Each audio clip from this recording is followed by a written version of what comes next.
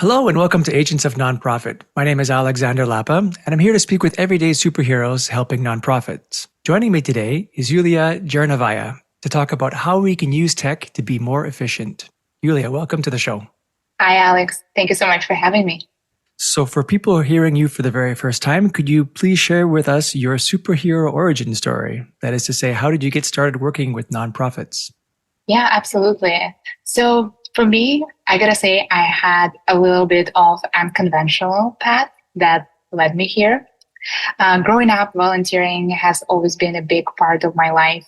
Through university, I was involved with youth development organization. I helped mentor kids, prepare them for the college, and I enjoyed it very much. But then after I graduated, I was really focused on my career and building myself professionally, right? And part of it was moving to Japan, working for the third largest retailer in the world and traveling a lot. So just to give you an idea, in 5 years, I moved 7 different times between 3 countries. I was climbing my career ladder and it was very exciting and I was up for the challenge. But at the same time, I would be moving places every 6 to 12 months. So I would have to start over again and again in a new city and a new place with new colleagues and basically no friends. So at that time, I kind of look back, what can I do it was exciting, but very lonely journey. And what I did at that time, I decided to go back to volunteering. So I started in Japan, volunteering back, helping local nonprofits. And it was a way for me to meet new friends, people who share the same values, but also give back to the community that I was fortunate to be for a short period of time. I help environmental organizations and plant olive trees in Japan. And most of the time, I also help mentor kids in Japan, Philippines, and was involved with food bank here in the US. So for me, like as a foreigner and outsider, a lot of time, it really helps me to feel belong and feel like I'm a part of the community. At the same time, I was working for the retail company. I would be using so much technologies at work. As a store manager, I would be only spending like 15% of the time to admin tasks and most of the time working with my team, working with clients and being very efficient and productive. And then I would finish my work and I would go to volunteer on the weekend and I would be just signing up as volunteer on a piece of paper. You know, I just feel there is such a big disconnect between for-profit and non-profit world in terms of how we're using technologies. I've done it for a while and then fast forward to 2020 when COVID happened and it just forced me to think like, what are my life priorities and what I want to do?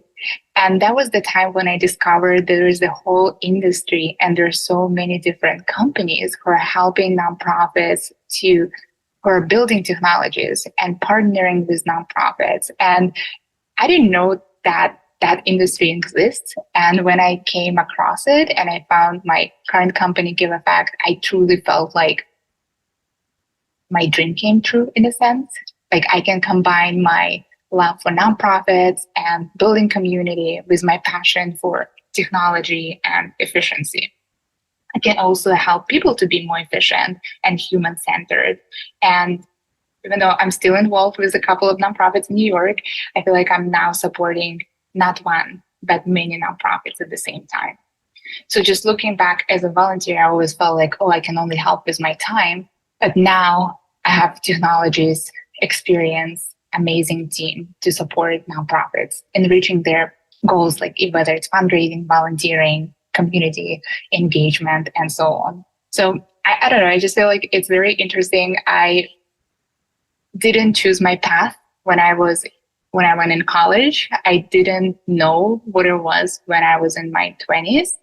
And it literally took me traveling across the globe and going through COVID and some luck also in finding GiveEffect to understand what is my true passion is and what impact I want to make. We both have a passion for Japan in common. I I think we know. could do a whole episode just on that because I was there for a month, years ago, and it was just an amazing layered culture. And I know I did get a feel or a sense that foreigners do have a harder time there culturally, but I mean, it's amazing. So that's really cool to see how efficient you are. Store manager, 15% of your time was admin tasks only, and yet when you switched to that nonprofit to do the volunteering, it was all paper based. So a lot of efficiencies possible there. I'm really want to dive a bit further, but I also love the fact that you started making a conscious choice about how you wanted to spend your career. I find a lot of people, unfortunately, don't sit down long enough to figure out really, what is important to me, where do I want to be spending my time, and then making decisions based on those principles. So lovely to hear that you did that as well. Thank you. Let's talk more about that nonprofit and how they were using paper. I remember in the pre-show we talked a bit about how there was one particular nonprofit that did move from paper to digital. Was that the one that you were thinking of, or was there another story related to that paper to digital transformation that happened? I think it's happened more often than I would want it to happen. So there is definitely a lot of time when I encounter that still heavy, paper heavy, right, operations in different organizations. So, and even right now, I feel like sometimes it can be very digital and automated on the donor side, but unfortunately very, very paper heavy on the volunteer side. Or it can be two different tools used for both sides. And unfortunately, we don't track that information properly. A lot of time we don't realize that donor is a volunteer or volunteer is a donor. So I can't recall that story, but it happens more often than I would like it to. I've noticed the same thing too. I've seen too many nonprofits that have the volunteer has to download a PDF and then fill it out on paper and then print it and then either fax it sometimes. or email back, which is another thing.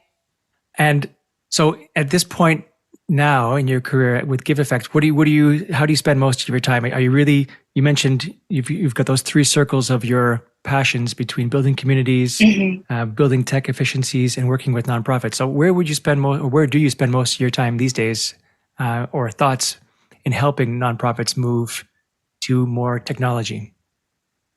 Yeah, on the professionals, so I would say I still have kind of the couple of main buckets, right, where I spend my time. Professionally, on the GiveEffect side, I'm focused on a lot of conversations with nonprofit, understanding their challenges, whether they use very little technologies or whether they use many technologies, and helping them to identify whether GiveEffect can be a solution for them or not. The second thing that I'm focusing on, I mentioned, but I have overall passion for technologies, and I think it's so underutilized in nonprofit world. So I'm truly spending a lot of my time just understanding what are those different tools that are available right now for nonprofits. I don't think everyone should be going with GiveEffect, right? But I really my personal mission is supporting people in the trenches, whether they use GiveEffect or not. So understanding what kind of technologies are out there and educating nonprofit community is my kind of second big pillar of my work. Last but not least, I'm still actively volunteering, and this is not on professional side. With my free time, I'm still involved with a couple of nonprofits and on the board. Awesome. And just out of curiosity, where are you geographically at the moment? I'm in New York City. Yeah, okay. So East Coast. Mm-hmm. And we should mention for the readers or the listeners rather that GiveEffect is a CRM for nonprofits. So just in case you don't know what it is. And it's awesome to hear actually you say that even though you work there, you agree or you mentioned that it's not necessarily the right CRM for all nonprofits. And I say the exact same thing about Salesforce. I think there are some use cases where it's a match and sometimes when it's not. So it's nice to have that higher level thinking and trying to make sure that the product and the solution fit purpose as opposed to just ramming it down the nonprofit's throat, so to speak. Yeah, absolutely. I agree with you wholeheartedly. As much as I wish that we can work with every single nonprofit, it's not the case, right? We have 1.8 8 million nonprofits just in the United States, and depending on the stage of the organization, and everyone has their own unique needs. So I think there's GiveEffect, Salesforce, but there's so many different wonderful tools that can be a better fit for organization depending on their needs and the stage of the organization. Absolutely. So I'm curious then, in your perspective, in your experience, as you're coming in to help a nonprofit, and let's say there are a match in this case, what would be the normal number of systems that you need to look at or notice in a nonprofit? Like they might have a CRM already, may or may not. It might be paper, it might be Excel. They might have some kind of emailer, they might have paper. Is there any trends or patterns you've noticed in terms of what nonprofits typically start with before you start overhauling their technology or streamlining, let's say, their technology? Yeah, that's a really great question. And I wish I have a definitive answer, right? But I think what happens a lot of time is with constant pressure to keep the overhead spending low, many nonprofits initially, when they look at maybe their first or second technologies, right, they turn to free or low cost database CRM platforms. And don't get me wrong, there is nothing wrong with it. And there are so many great tools that might be perfect for organization. I think what happened over time, that if the platforms have some kind of limitations, and as the organization grows, and especially it happened, I think, a lot over COVID, when everyone was forced to work from home, many nonprofits found themselves acquiring more and more technologies. And what I've seen, maybe prior to COVID, they use one or two. After the COVID, they have 3 or 8 different platforms. So on average, I would say from the nonprofit organization that I talk to, the average would be 2 to 4 different platforms. But I also spoke to a number of organizations, and one recently that had 9 different platforms when we had the conversation. So that's the CRM, volunteer management, peer-to-peer platform, action platform, texting platform, and the list goes just on and on. But still, what happened is they would still be doing manual data entry because none of those tools were speaking to each other. And yes, they had information in all these different systems, but they didn't have access to the full picture. And they were drowning in duplicates of information, but also effort. And to the whole team, when you have so many different tools, what happens is every department, every person work in silos, and you don't really know you don't see the full picture of how someone supports your organizations. So that's what I think happened, especially in the past 3 to 8 years. It's just acquiring more and more platform. But what happens in my conversation with small development teams, let's say 2 to 3 person team, I would say that on average, they spend about 60 hours every month on just trying to manage the data, entering data, getting rid of duplicates, and so on. And to put it into perspective, if you spend 60 hours every month on managing the data, and average hourly rate in the United States right now about $20, that's cost about $1,200 every month for the organization just to manage the data. And on annual, it's about $15,000 that goes in human capital just to make sense of the data, not to mention stress or frustration. So I think that's where we are right now. Some teams are managing it better than the others, but there is definitely still a lot of challenges with it. 9 platforms. Wow. Yeah. And I kind of get it, because so there's a balance between having a one source of truth, one platform that can do it all and see it all, versus a best of breed approach, which means maybe, and I'll just pick on Salesforce for this example. Like maybe Salesforce itself might not be the best place to send out mass emails. You might need a different email system for that. Maybe you need a better system for auctioning, because Salesforce doesn't do that so well. So all of a sudden, even though you would love to have one platform that does it all, if you do want the best of breed approach, there are some advantages to having separate systems. Yes, you do want them to talk to a certain level, but there is a reason for having more than one. like, what do you do in that scenario when there are nine, like, in your opinion, when you've got like nine platforms, do you normally try to get them all into one single source of truth? Is there a platform for those kinds of nonprofits that can fulfill all of their needs? Or is it just reducing the nine to something that's more manageable, like two or three? Yeah, that's a really great question. And it really depends, I think, on the organization, right? Not every organization will need nine different platforms and all the tools out there. To answer your question, and the reason why this is happening is because a lot of times when nonprofits evaluate the technologies, they do evaluate them in silos, which leads to the situation where a lot of time platforms don't speak to each other. And now we have manually upload, download data and so on. So in ideal scenario, I think it would make better decision to start with the database, evaluate the key features, and think about long term. What tools will we need, right? If we have this database and we need a marketing platform, well, maybe we should focus on looking at the platforms that specifically talk to our database, right? Or if we're looking at online giving again, is it something that communicates with our database? So that's one approach, kind of choosing your main platform database and then choosing the one that provide those potential integrations that the organization might need in the long term.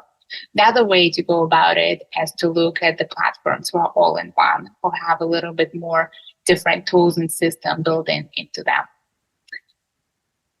Depending on the organization, again, it's all about, I think, thinking long term and not making a decision just in this moment to put up the fire, but more strategically investing and making those decisions based on long-term goals. When you say long-term, though, would you agree that best case scenario, not every database can do this, but if a database has a kind of a tiered sliding scale of features and functionality, that you can start maybe at the base level and then work your way up to a more advanced level. But the fact of the matter is that you have that runway to upgrade as you go along, as opposed to, I don't know, right out of the gates, a very small nonprofit going to Salesforce, for example, which sure has all the bells and whistles possible, but also could be very overwhelming. So it might be a good long-term plan, but only it would make maybe more sense, not necessarily, but maybe make more sense if the nonprofit was a larger system or larger organization to take advantage of some of these tools, to leverage some of the power of it, versus starting with a small CRM that doesn't have that runway. Like there has to be, when you say long-term planning, I guess the question comes down to, does it make sense to pick a platform that you can grow with, or you should pick already a platform that's already super growth, has already the growth elements in it, whether you use them or not is another question. Yeah, no, I think it's a great question. And I think it's more fair to kind of break down nonprofit organization depends on their stage, right, to answer this question. I think if we're speaking about smaller organization, startup, grassroots organizations, I don't think that it would be a best decision to think long-term, 5-10 years and invest in so many bells and whistles that you're not going to be using for the next 5 years. So in that case, I always suggest to go with something more, if it's a first platform that you're looking at, something that more easy to learn, help you to get started. And you can, when I say long-term, I'm speaking more about 2 to 3 years in that case. But when we're talking about medium-sized nonprofit who's already doing a lot of maybe events or the peer-to-peer fundraising and so on, I think in that case, I would be suggesting more unified platform or platform that had that upgrade opportunity to access all these different features, if it makes sense. Yeah, I guess to rephrase it, long-term depends on the size of your organization. Long-term for a smaller organization is going to be shorter than a long-term for a medium-sized or a large-sized organization. Okay, that makes sense, yep. And then what is some of the beauties and advantages you've seen in having a nonprofit or seeing a nonprofit move from, let's say, 9 platforms to 2 or 3 of them? I imagine there's a number of efficiencies, number of cost measures, reduction measures. Any other advantages you can add to or could list off that would help understand the real benefits of moving to a smaller number of platforms? Yeah, absolutely. And I think there is undoubted benefits of cost, but I think the most important aspect of having more unified platforms, whether it's integration or all-in-one platform, is that the data for your donors, volunteers, and supporters would be centralized. And organization can focus on leveraging the data to make informed decisions, to build relationships, and so on. So to give you an example, we work with a lot of animal welfare organizations. And it's very typical in that particular type of organizations to manage donor and volunteers separately. It's kind of traditionally, and you probably know it as much as I am, that there would be different systems for different things. So a lot of time, if you don't have volunteers and donors data together, you don't really have any idea how someone supports your organization.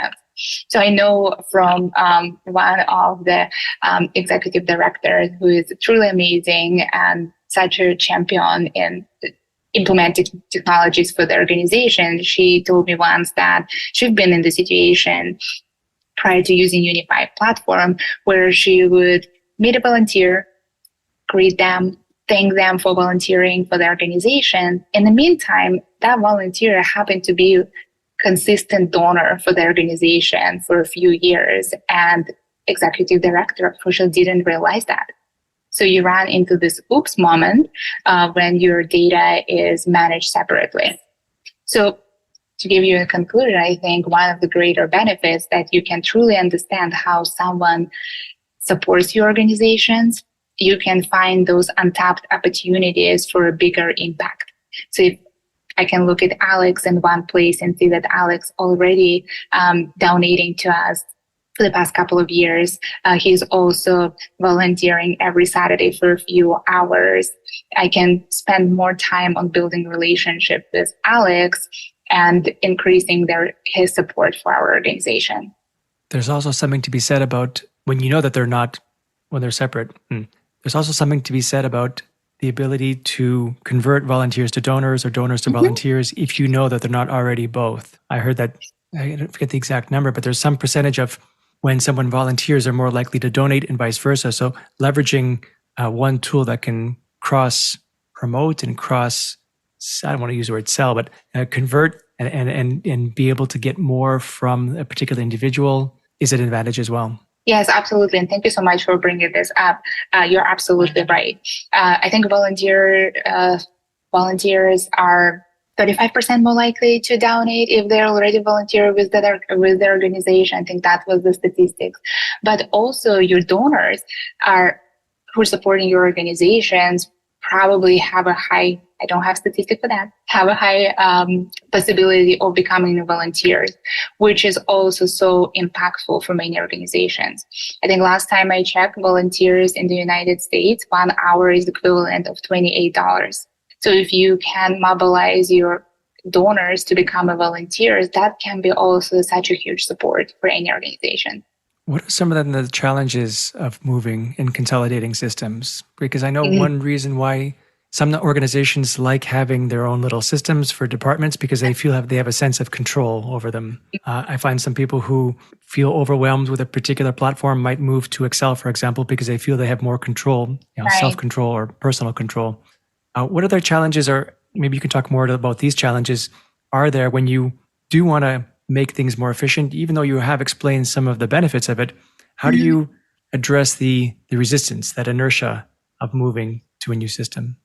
I personally think that one of the biggest challenges for implementing technologies is mindset. And I don't know have you read the book called The Smart Nonprofit? I haven't, unfortunately, no. It's a really great book. I highly suggest everyone to check it out because it has so much statistical information of the current states of nonprofit. But the reason I'm bringing it up because Beth Cantor and Alison Fine, who wrote the book, they did very interesting survey as part of their research, and they asked about 200 nonprofit leaders. And the question was, what are the barriers to your team adopting new technology? And surprisingly, to me, in a sense, 43% reply that it's resistant to change. And in the book, they say that most people have feared, as much as we all would like to think about ourselves, like, yes, we like change, we like innovation, but most people actually fear having to learn new skills or feeling an expert when this new tool comes up, or losing power or status, or losing their job. There are so many AI new technologies, tools coming to the market in the past few years. There's a real fear for many people that their job can be done. Even recently, we onboarded one organization, and one of their employee was joking on the call, like, oh, now you can automate letters, you can automate all of this task. Maybe I won't have a job a year from now. And I was joking about it, but the truth is, it is a fear for some, maybe a real fear for some of the employees that it might happen. Which I don't think which is not the goal of implementing the technologies, but it is a real fear. So a lot of time when I speak to nonprofit leaders on director, on managers level, I think there are so many pioneers and advocates for implementing the technologies. But unfortunately, from my experience, there is still a lot of resistance on the leadership level to change things. Because many teams they use to the way things always have been done. And they used to kind of operate in different teams, use different systems. And a lot of time when you kind of present the benefits, it sounds to many as, oh, it's too good to be true. So I think the real challenge here on our side, it's really minimizing showcasing all the benefits, of course, but also minimizing the barriers of entry, whether it's learning curve, right? And making sure that the system is user-friendly, any level of technical proficiency, employee can learn it. Or if it's not, we're providing really great support and teaching how to utilize the tool. The other barrier for many organizations is also data. Nonprofits acquire data over so many years. So this thought of switching the data, moving from one system to another, is also another huge benefit or barrier. So how can, as a technology provider, you minimize that barriers, provide the support for data migration is also, I think, critical in the whole process of potentially changing the system. And last thing I would add, Alex, when we talk about, I think, providing as many benefits as possible is definitely critical. I came across this, I don't remember what year was it, but actually the Salesforce has nonprofit trends report, right, every year. And I think one of the latest, I might be mistaken, maybe last year or the year before, they were also asking a question to nonprofit leaders, and only, I think 36% of them said that they're satisfied with technologies. But at the same time, based on that research, you can see that actually nonprofits who prioritize technology, who actually invest in it, who makes the switch, are 2 times more likely to reach their fundraising goals, and I think it was 4 times likely to exceed the mission goals. So again, minimizing barriers, but at the same time, unless we can provide the value and change the leadership mindset and minimize that resistance to change, it's a really challenging task. I find in general, most of my projects, it's not the tech that is the barrier itself. It's really that change management piece, that changing the mindset, as you said. Leadership, you mentioned leadership as one driving force. Another one that I sometimes find is making sure that the people feel empowered to use the technology. Like they feel that they have enough either resources or support, or people they can go to when they've got questions. These are all helpful aids in getting people more comfortable and more familiar and more accepting of new tech. Would you agree? Would you add any more to those? I think this is such a great point, and you're absolutely right. From my experience, organizations who are the most successful with implementing technologies are those who involve the entire team. I think to your point, yes, employees and every team should feel empowered to use the tools.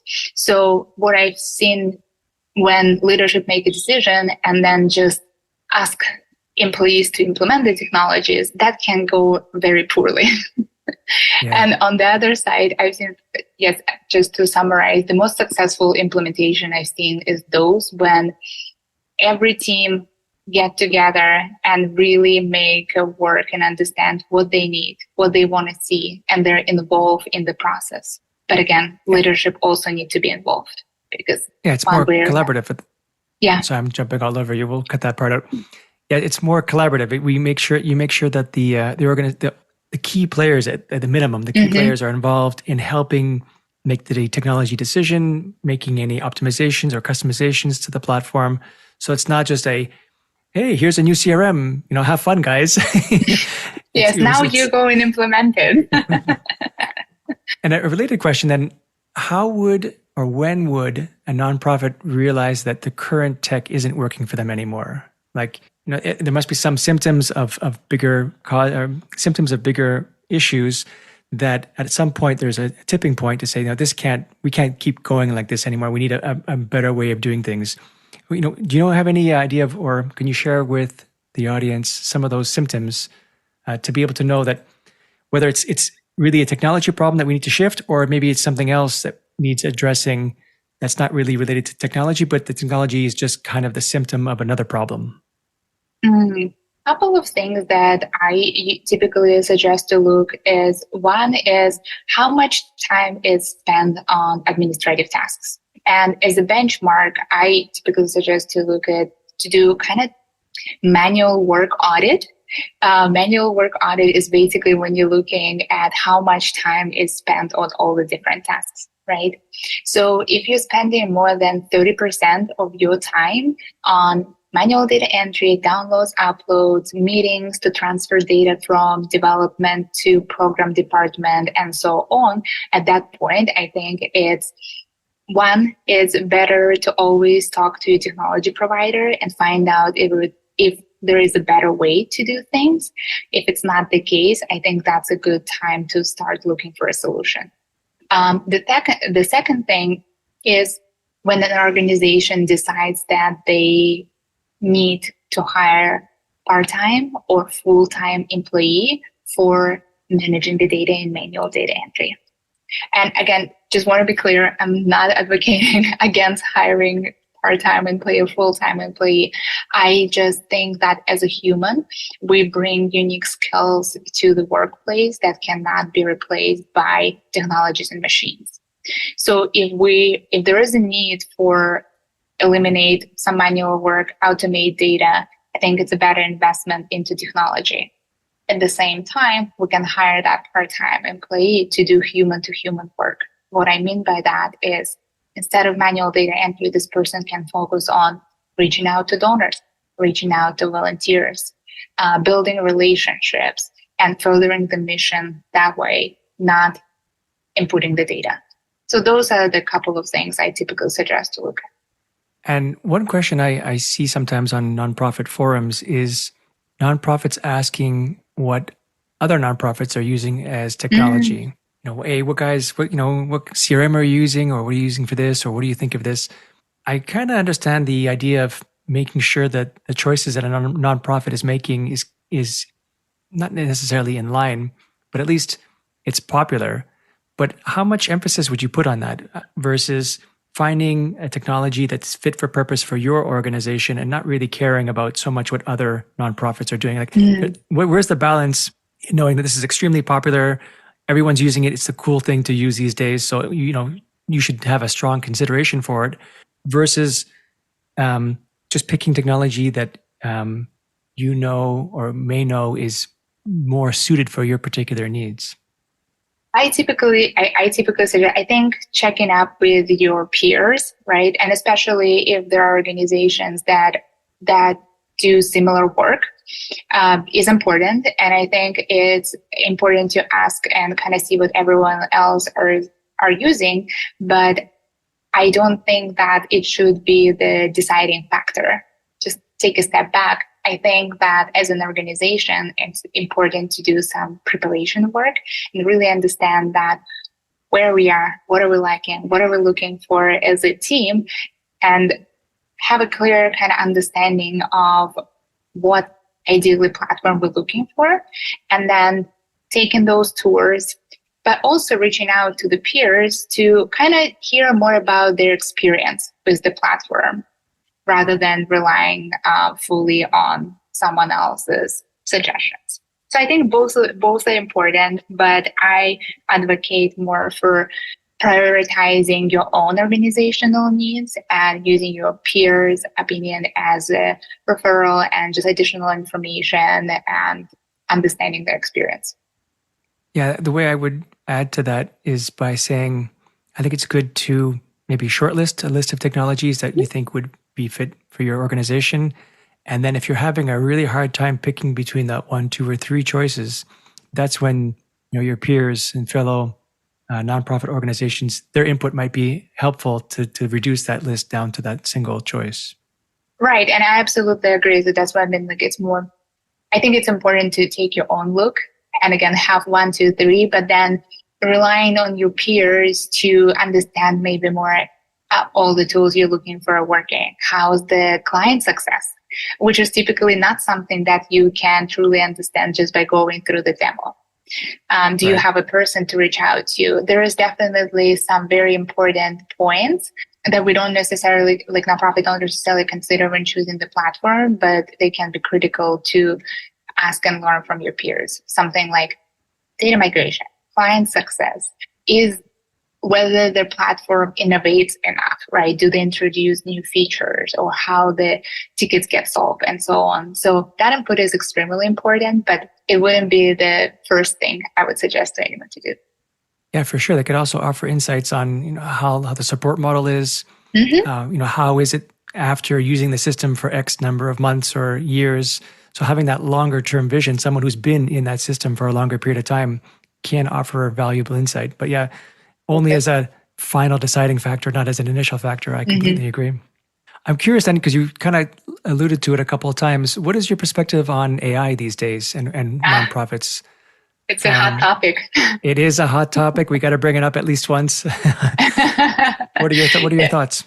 It is definitely a hot topic, but I think it's a hot topic. It's on everyone's mind right now. And I think there's so many things that we already can do with AI. And it's probably so many opportunities that we're not even thinking about at this point.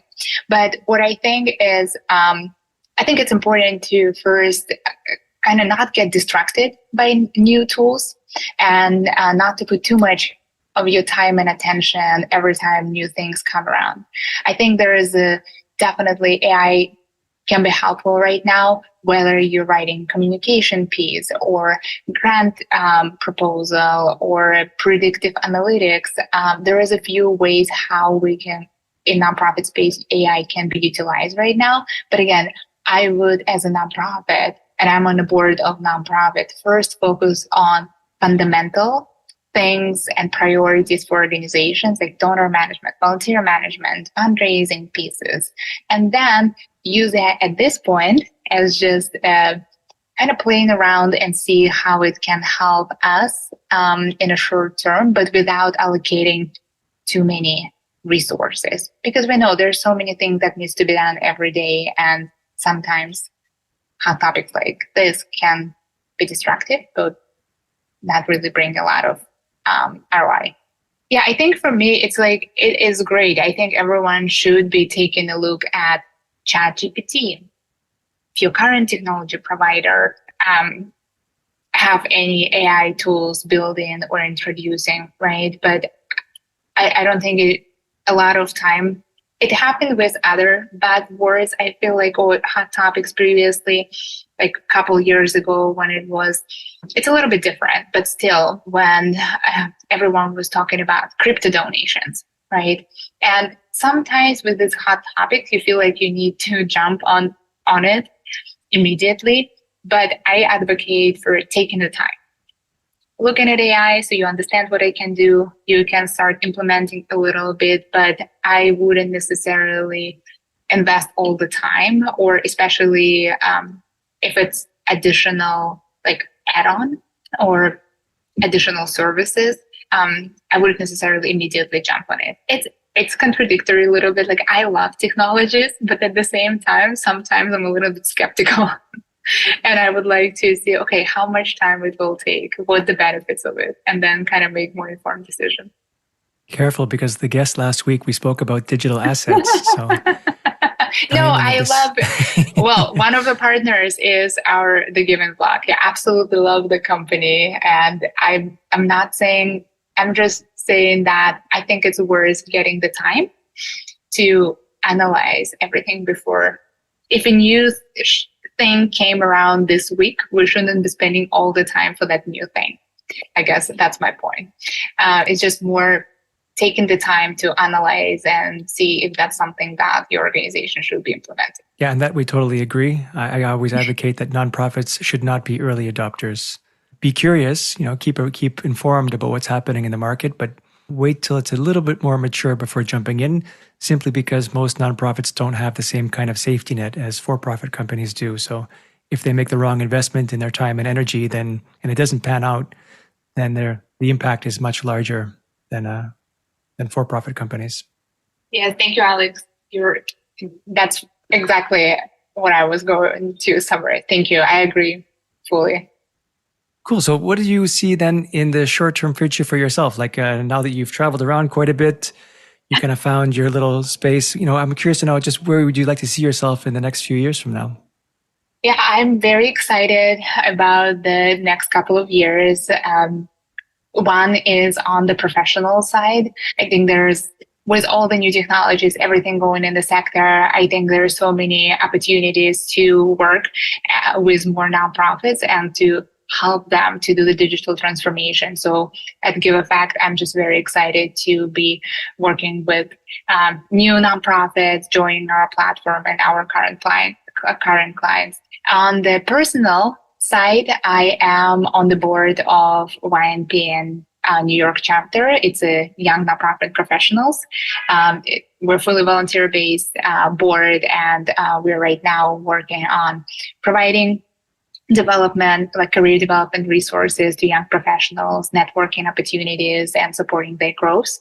So I joined the board this year. I'm very excited to be working on new events, introducing career development program for our members, and growing our nonprofit. Awesome. And then where can people find more about you online, either yourself directly or about GiveEffect?